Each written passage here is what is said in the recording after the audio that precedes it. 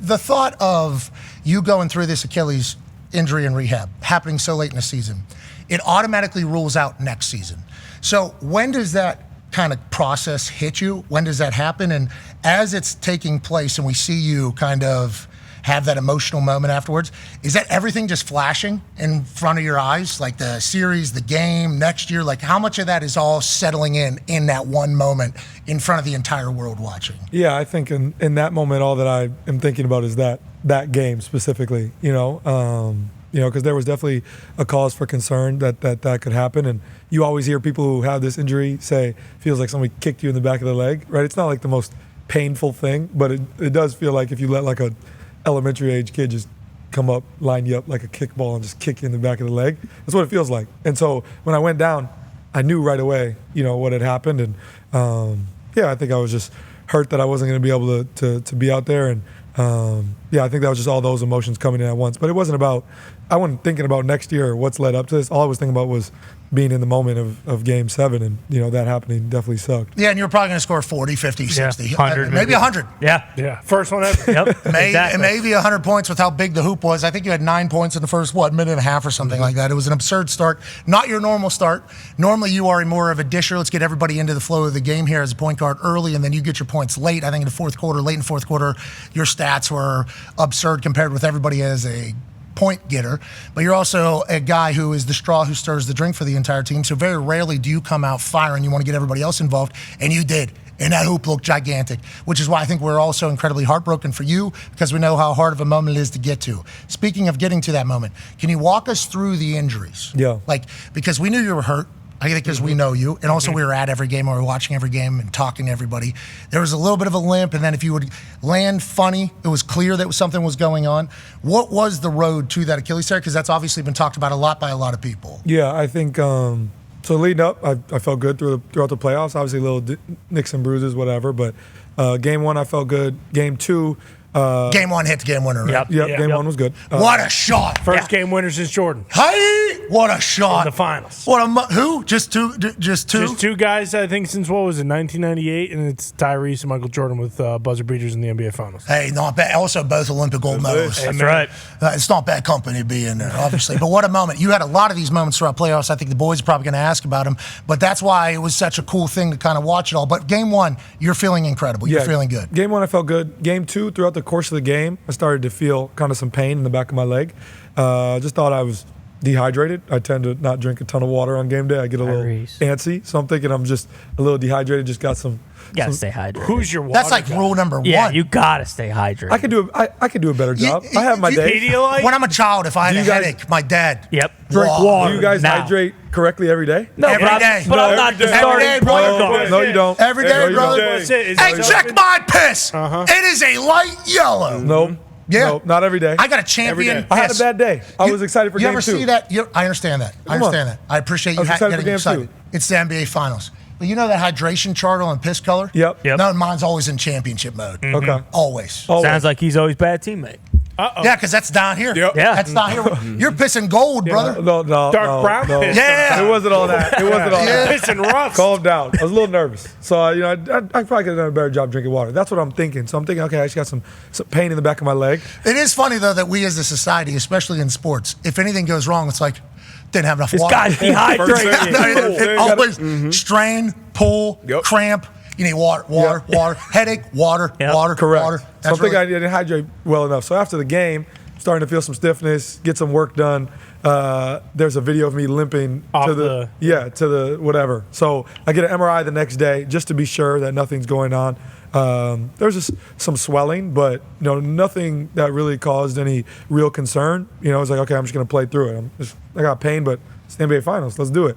So game 3, 4, 5, definitely have some soreness, but game 5, the moment happens where I shot fake Chet and I just kind of fall, and right there I felt a pull in the back of my calf. So now that's all I'm thinking about all game. That's what I'm concerned about is my leg. So I get an MRI again the next day. Now I have a calf strain, and I meet with the whole front office, our whole organization, a lot of doctors who are much smarter than me, who tell me that I have a calf strain. I got some more swelling in the area, and if it was the regular season, that I would have to sit a couple weeks. And so I'm sitting there, and I'm like, well, as long as you guys don't tell me you guys are absolutely you can't play. We're going to keep you in your house. I'm going to play. It's the NBA Finals. What are we talking about? Yeah. So I'm in my head. Which we love, by the way. Yeah, in my head, I'm already feeling that way. So they tell me that. We get done with the meeting. I'm like, cool. So we go to Game 6. I got to pass basically a calf stress test, like an Achilles stress test that I pass and go play the game. We win by a lot. So I only had to play 23 minutes. So honestly, after the game, my calf wasn't even bothering me after Game 6, to be completely honest with you. I got a massage after the game, but I thought I was going to be in real pain, like really be hurting after the game. Felt great. So after Game 6, I'm like, it's done. The calf thing, it's healed. gone. It's gone. Yeah. Adrenaline's going to get to me. I'm going to be good. So I go to Game 7. I feel nothing. I feel great going into the game. I think that's why I had such a great start to the game. My body felt great, and then obviously, that happens in the end, unfortunately. But I felt great going into Game 7. It's just, unfortunately, what happened. Yeah, it sucks for sure that it happened Game 7. But I think there was a lot of conjecture, I believe is a term that we could use to describe the situation that was happening, about how you would have known that potentially the Achilles was going to tear. And them saying that they were going to hold you out if it was a regular season game, that's because there was inflammation down there. Is that why? Yeah. And it just would, like, hey, regular season game we don't need. Regular season, in a couple of weeks, hopefully you let it pass, let it go away, and you come back. But it's the NBA Finals. We don't got a couple of weeks. A lot of Achilles is this year. Yeah, I think we had 7 this year. And 3 in the playoffs. Yeah, I think. It's a big Tatum. All number Tatum, 0. Lillard and Tyrese. Yeah, it's definitely unfortunate. It sucks. All of us are having to battle back. But I think that there's like a notion when guys get injured or when this has happened so many times that everybody thinks that they have the answer as to why this is happening. Everybody thinks we play too many games, play too many minutes.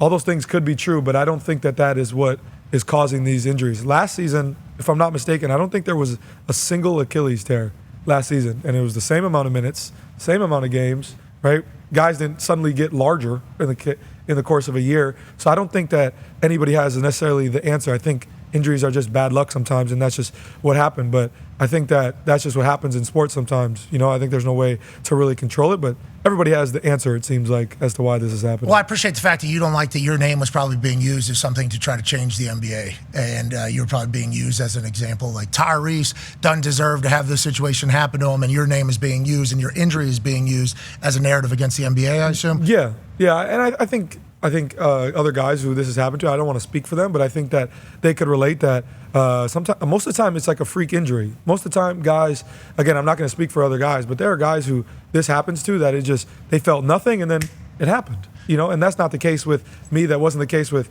KD a couple of years ago he had a calf injury prior. But trust me, I talked to him a ton. Let's talk about that. How many people have you got a chance to catch up with? Because I think the Achilles community is that. I think it is like an actual community. And it's funny because KD has said like he's tired of being the Achilles guy, But I think that is just how it has had to happen because not many guys have been able to come back and play at such a high level, and he's been kind of the poster child of that in our poster man of that in our game. So I think it's easy for all of us to just reach out to him. What do you guys talk like whenever they come see you? What do they tell you? Like, hey, this is gonna suck. Yeah. Like, did they give you like the real about it, and it's somebody you can lean on? Because Tatum's just a couple weeks ahead of you. Yeah, he's like 20 days. Yeah, 20 days ahead of you. So that is a perfect person to basically forecast what's coming down the pipe for you. Is that the conversation, or what else are you guys kind of catching up? Yeah, I think that's the majority of the conversation. I think more importantly than anything, with injuries in general in sports, and you guys know, is the mental side of things. And I think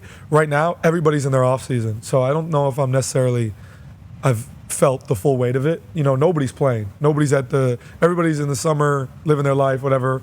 I happen to just be here in Indiana. Great place, love it. Great place, love it. Great place for summers, Great too. place, great summer place. Love Light my out house. until 9:30, 9:45. Yeah, you can tee off at 8 p.m. and get 18 holes in. The sun is still out. Great place. Love my neighborhood. Love my community. Whatever. So I'm here, but I don't think I'll feel the full weight of everything until next season starts. The guys start to come around. Season starts, and I'm not able to perform. So I think that's the more so what we talk about more than anything. KD actually came and visited me the other day. Came to my house, which was pretty cool. We sat down for a while, just talked, and That's sick. yeah, that was pretty cool. But I think that for me, it's just about trying to get my mental right, and that's why I'm trying to. I go to all the Fever games. I try to just figure out things to do to keep my mind off things. I got great village, great support system in my family and my friends, and just doing everything I can, because I think when I'm alone, which isn't a ton, when I'm alone, I sit there and I think about everything that's happened, and it's kind of like, God, that sucks. Yeah, you know, need your it, team, need your it team. genuinely sucks, and like,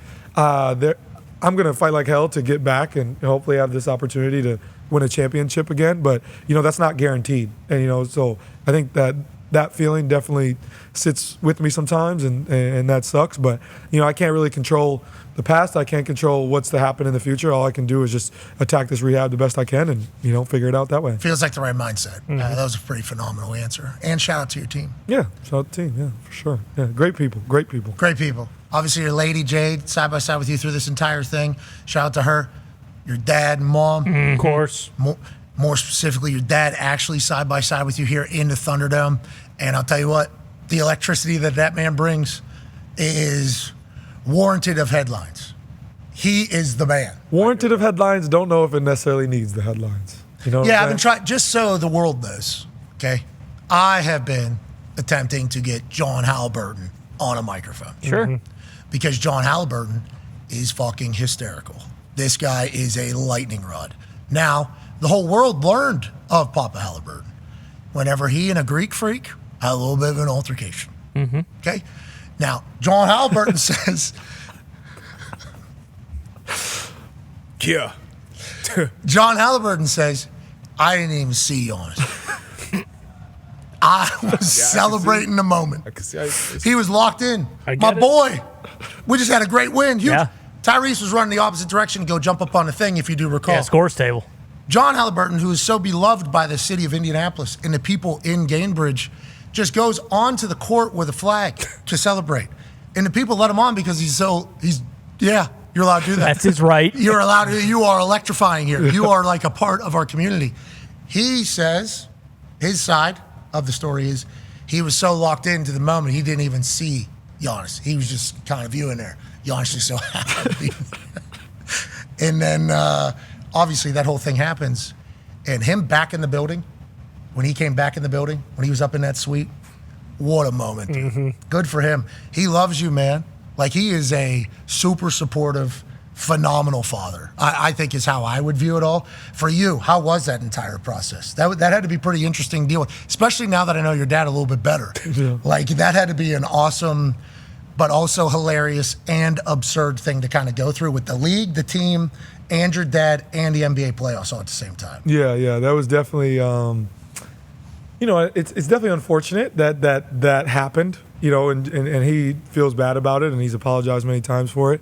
And, for me, I wanted to be on the right side of things, and I understand that, he shouldn't have done that. So right away, I have to go in media and say that my dad is wrong, which he was, but people know, people who are in my position, to have to go in front of the world and say, hey, my dad is wrong, that's not fun. That's not easy to do, right? Yeah. And so I go out there, I say it. So now I'm like, all right, it's done. I said it. Let's move on. Everybody move on. So then I get up for breakfast in the morning. I turn on the television, and people are up there. This man should never come to a basketball game Ever again. Like, what? Like, have we lost our mind? Lifetime banishment. Yeah. People, it got dragged. It got dragged. And so for me, it wasn't something that I wanted to keep the conversation around, right? We were moving on. Next series, let's keep it. And you know how sports media is sometimes, especially with a team like us, the Pacers. Anything that we could do to not talk about basketball, let's figure out a way. So we don't have to talk about the fact that the Pacers won the series. And hey, they're a good basketball team. Nah. John Haliburton should never touch the court again. That's a hilarious angle for you to be like, oh, of course, we don't want to talk about what we just did, and we just ran a team off the court again, and just like we did last series. And Coach Carlisle has all the chess pieces, and we're all moving perfectly. We're playing phenomenal basketball right now. And you, if you had been paying attention since the All-Star break, we've been doing this. Like, this is kind of how this whole thing has went. Us and OKC have been the two best teams in the NBA. Cleveland as well. But obviously that was early exit for them against you guys. It's like, I appreciate the fact that you all were watching, being like, how come they won't just talk about us just being good at basketball? Great, yeah. Like, this is the NBA. You took a lot of verbal abuse from sports media. We try to go to bat as much as we could for you, but it comes with the position you're in. You understand that. Yeah, you absolutely understand. No, I appreciate you guys doing that. I appreciate you guys doing that. You are actual friend of program. Our guy. And we're very thankful you're in our city. Like, very thankful that you're in this state. You represent the city and state well. And the Pacers have now gone to a place that I didn't get a chance to experience in Indianapolis. I don't think a lot of people have in a long, long time. What was it? How many days? It was a ridiculous amount of days since the last finals game was like hosted 2,000. in Indiana or whatever. So it's like you've brought a lot of happiness to this place, but you've also represented the city very well. So I'm your biggest fan. I think you're a superstar, man. Yeah, Oh, absolutely. man, I think you're maybe a superstar. Don't look now.